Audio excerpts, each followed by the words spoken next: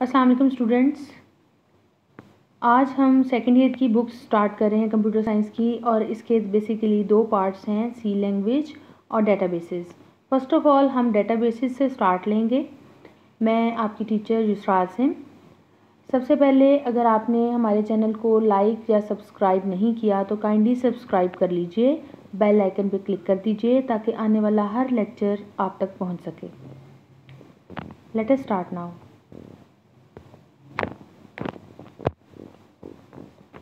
आज हम देखेंगे कि डेटा और इन्फॉर्मेशन जो है उसमें क्या फ़र्क होता है। इसको हम एग्जांपल्स के थ्रू भी देखेंगे और इनको वन बाय वन, इसमें से दो तरह के सवाल बन सकते हैं। पहला क्वेश्चन क्या बन सकता है कि explain data and information with examples.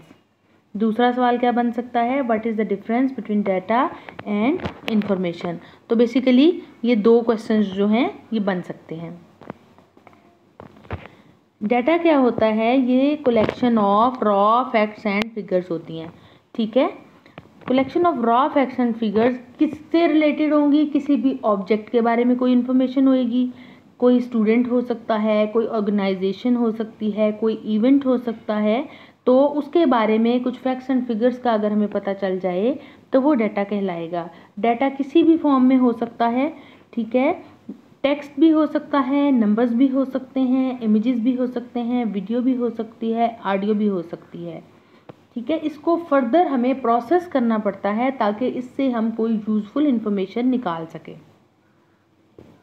Data की इम्पोर्टेंस क्या है, किसी भी ऑर्गेनाइजेशन के लिए बहुत इम्पोर्टेंट है डाटा, क्योंकि वो उस ऑर्गेनाइजेशन की करंट एक्टिविटीज़ के बारे में बताएगा कि आजकल वहाँ पर किस तरह से कौन कौन से ऑपरेशंस चल रहे हैं, प्लस वो बैक जो पास्ट में उनके जो भी ऑपरेशंस जो भी एक्टिविटीज़ हुई हैं वो उसके बारे में भी बताएगा, और फर्दर फ्यूचर एक्टिविटीज़ जो होनी चाहिए उनके बारे में डिसीजन लेने के लिए भी अगर हम डाटा की प्रोसेसिंग करें तो आगे फ़ायदा हो सकता है। Let's suppose for an example, जिस तरह आपने एडमिशन लिया कॉलेज में एडमिशन फॉर्म दिया गया आपको, आपने उसको फिल किया, अपना नाम, वालिद का नाम, फ़ोन नंबर, सारी डिटेल्स आपने दी और सबमिट करवा दिया। तो वो क्या था, वो आपका डाटा था जो अब आपने अपने बारे में हमें फैक्ट्स एंड फिगर्स दिए।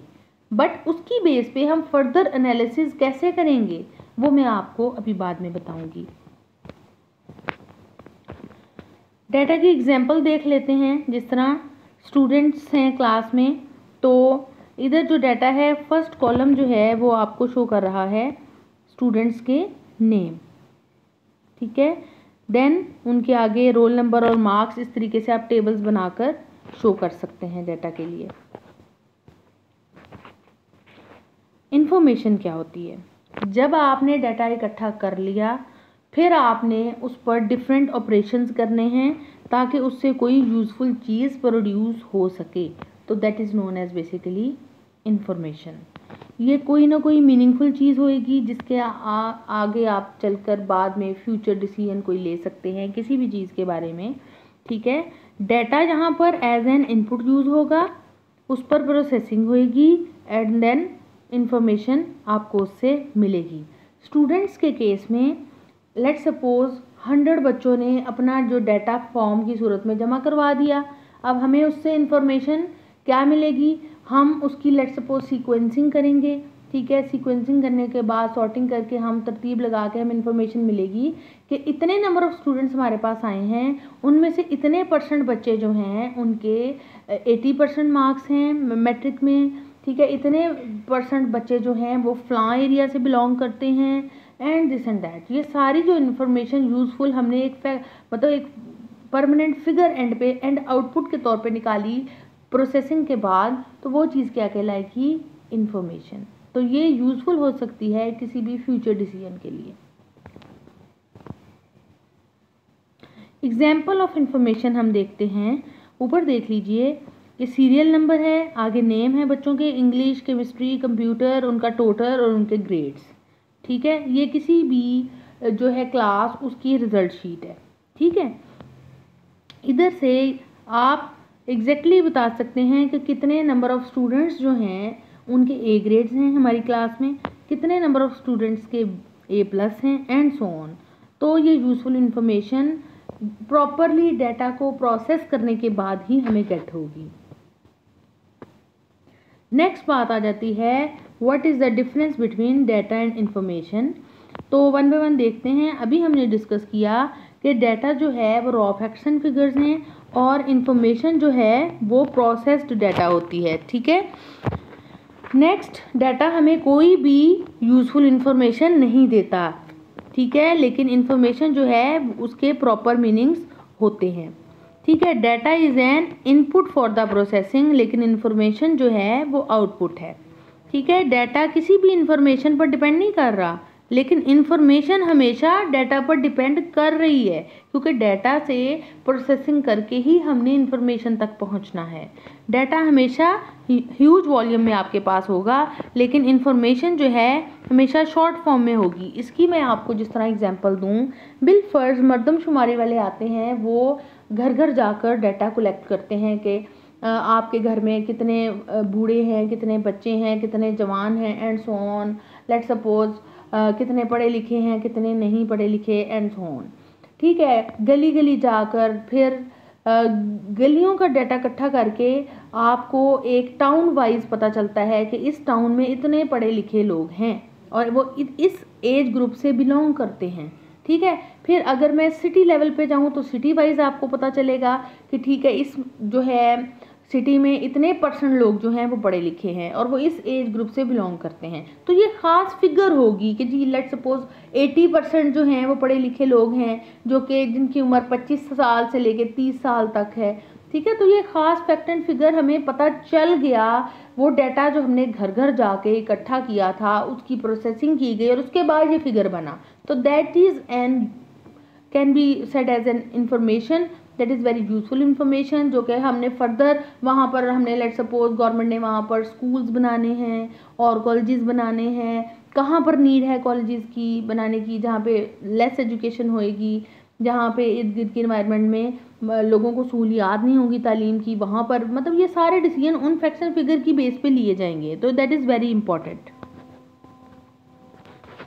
नेक्स्ट क्वेश्चन है व्हाट इज़ डाटा प्रोसेसिंग और ऑपरेशन, और इसमें कौन कौन से स्टेप्स इन्वॉल्व होते हैं। हम इसको, ये एज अ लॉन्ग क्वेश्चन आपको आ सकता है, हम इसको डिटेल से देखते हैं। डाटा प्रोसेसिंग क्या है? It is basically the series of actions और एक्टिविटीज़, ठीक है।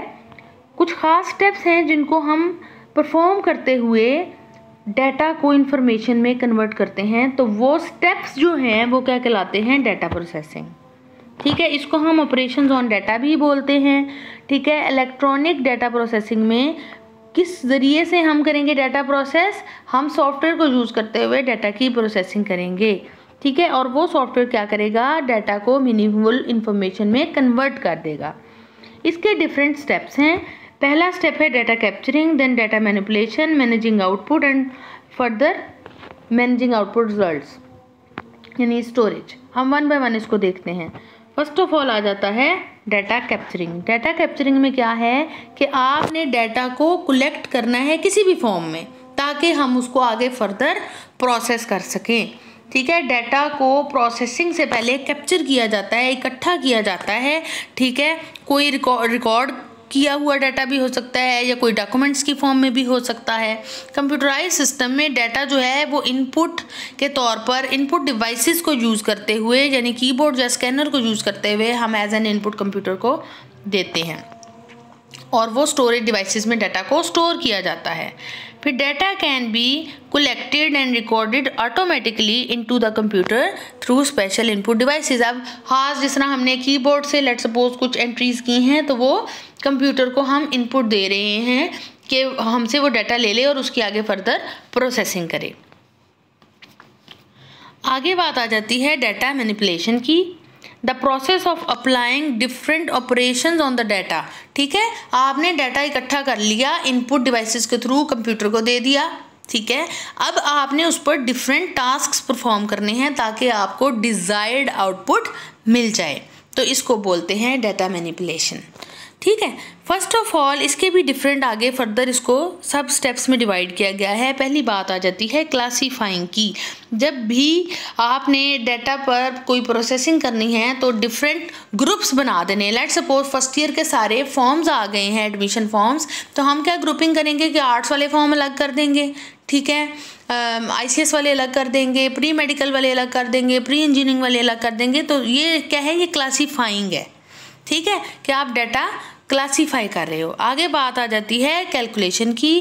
कैलकुलेशन में क्या है कि डाटा पर आपने डिफरेंट अरिथमेटिक ऑपरेशंस परफॉर्म करने हैं, ठीक है। कोई एडिशन का ऑपरेशन हो सकता है, सब्ट्रैक्शन का हो सकता है, मल्टीप्लिकेशन या डिवीजन का हो सकता है। जिस तरह मैं कैलकुलेट कर लूँ कि टोटल जो है मार्क्स कितने हैं, ठीक है, या एवरेज मार्क्स कितने हैं मेरी ICS की क्लास में बच्चों के, ठीक है, ताकि हम मुझे उनके एक्चुअल ग्रेड का पता चल सके। तो इस टाइप की जो कैलकुलेशन है, ठीक है, वो क्लासीफाइंग के बाद परफॉर्म की जाएगी। उसके बाद है सॉर्टिंग। सॉर्टिंग में हम क्या करेंगे कि आप एक तरतीब से डाटा को रखेंगे। डिसेंडिंग ऑर्डर में भी रख सकते हैं, असेंडिंग में भी। लेट्स सपोज मेरे पास अगर 100 बच्चे आए हैं, मैंने उनका एवरेज जो है वो निकाल लिया कि एवरेज जो है ये परसेंटेज बन रही है स्टूडेंट्स के मार्क्स की जो कि 10th में उन्होंने लिए हैं, तो मैं असेंडिंग ऑर्डर में भी देख सकती हूँ, डिसेंडिंग ऑर्डर में भी देख सकती हूँ, या अल्फ़ाबेटिकली भी मैं उनको सॉर्ट कर सकती हूँ। तो ये डिपेंड करता है कि आपको किस तरह से डाटा चाहिए। मतलब A से शुरू होने वाले जो स्टूडेंट्स के नाम हैं उनका डाटा पहले मिल जाए, फिर B वालों का एंड सो ऑन, या हाईएस्ट जो मार्क्स लेने वाले बच्चे हैं उनका डाटा टॉप पे हो और लोएस्ट वालों का नीचे हो। तो ये डिपेंड करता है कि आपने सॉर्टिंग किस तरीके से की है। फिर दैट इज़ समराइजिंग। आखिरी स्टेप इसका क्या है, समराइजिंग, कि आपने इतना बड़ा डाटा लिया, उसमें आपने डिफरेंट स्टेप्स को परफॉर्म किया और उसको किसी यूजेबल और कंसाइज फॉर्म में, ठीक है, उसकी एक छोटी सी समरी बना ली।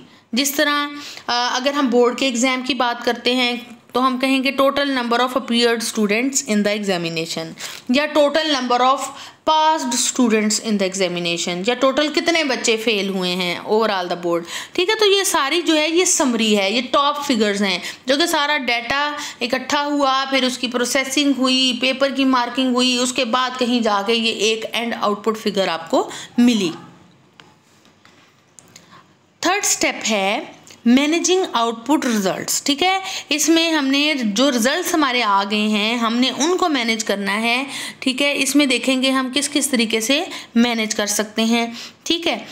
आउटपुट रिजल्ट्स आए, आप उनको अपने कंप्यूटर में स्टोर कर सकते हैं, ठीक है। आउटपुट रिजल्ट्स को हार्ड डिस्क पे स्टोर कर लें, आप CDs में स्टोर कर लें, USB ड्राइव में स्टोर कर लें।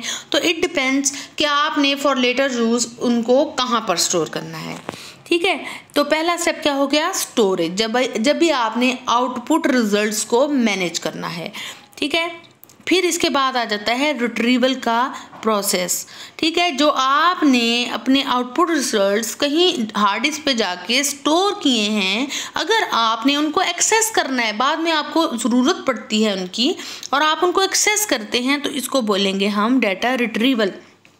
अब डाटा क्यों रिट्रीव करने की ज़रूरत पेश आ सकती है, डिफरेंट कामों में ज़रूरत आ सकती है पेश, कि आपको फर्दर कोई एनालिसिस करना है, कोई डिसीजन लेना है। लेट्स सपोज ICS की क्लास है, उसके बारे में डिसीजन लेना है, ठीक है, कि कितने नंबर ऑफ स्टूडेंट्स का एक सेक्शन बनाएंगे। एडमिशन्स हो गए हैं, क्लासेस स्टार्ट हो रही हैं, तो उससे पहले कितने सेक्शंस बनेंगे ICS के एंड सो ऑन। तो किसी भी बेस पे आप उस डाटा को जो आपने स्टोर कर लिया है वो दोबारा से देखना चाह सकते हैं। आगे बात आ जाती है रिप्रोडक्शन की, ठीक है। Process of making duplicate copies of output results. जो कि आउटपुट रिजल्ट्स हैं जो आपने सेव किए हैं, आप उसकी कहीं कॉपी रख लें, ठीक है। हो सकता है कि एक से ज़्यादा बंदों को वो रिजल्ट्स चाहिए हों, उनमें आपने डिस्ट्रीब्यूट करने हो। लेट्स सपोज कंप्यूटर साइंस का डिपार्टमेंट है, तो उसका जो एडमिशन का जो सारा रिकॉर्ड है वो may be head of the department को चाहिए हो, ठीक है, और एडमिशन ऑफिस में भी हेड को चाहिए हो, और मे बी क्लैरिकल डिपार्टमेंट में भी चाहिए हो, और मे भी उसकी फाइनल जो फिगर है वो प्रिंसिपल को भी रिक्वायर्ड हो। तो ये उसकी रिप्रोडक्शन होगी, सारी जो आउटपुट रिजल्ट्स हैं उनकी डिफरेंट कॉपीज़ बनेगी और कॉपीज़ जो भी कंसर्न पर्सन्स हैं उनको पहुंचाई जाएंगी।